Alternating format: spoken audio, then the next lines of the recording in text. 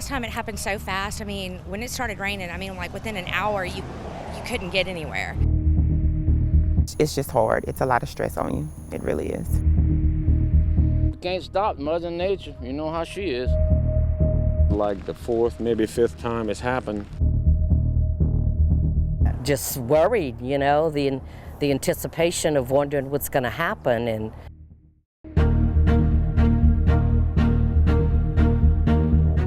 now, hurricanes approaching the coast, it is scary. But for those people who have faced multiple disasters like flooding, ice storms, and hurricanes, they're exhausted. They're tired of the runaround from the government, from the insurance agencies, from the contractors, and they're certainly not ready to face another hurricane season.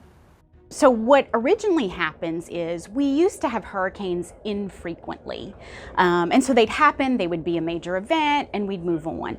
But because we had so many things happen to us, we created this complex trauma. Marie Collins is the executive director of the Family Tree Information, Education, and Counseling Center here in Lafayette. She says it's perfectly fine to experience anxiety when disaster looms, but we originally had a trauma, and then we had multiple ones after the fact. And so that creates this complex trauma. And so now we get anxious when it just starts to rain.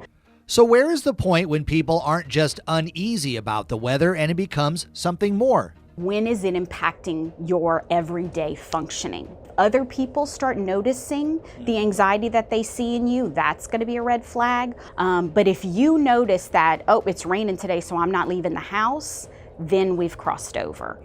Not reacting is just as bad. Apathy. Apathy is very, very dangerous, but it's those people when they get into that apathy, which is where we're starting to look at depression, because then they're not even helping themselves anymore. Kids are taking notes too. You're the role model. They're going to mirror what you do. So you can 100% be freaking out inside. Don't let them see that. What other things can you do to make your kids feel calmer and safer? Letting the child lead. So what do you think a hurricane is? What do you think? How do you feel when it's coming? What do you hear your friends saying? Getting them involved in the process can help too.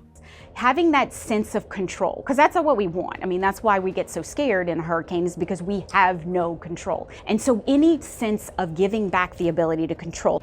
I know there's not an imminent threat at this time, so I am going to do my preparation, making sure you have your medicines. You can go through that list and do your buying now when there is no panic. Be prepared so you're not scared. For Acadiana's News Channel, I'm Dave Baker.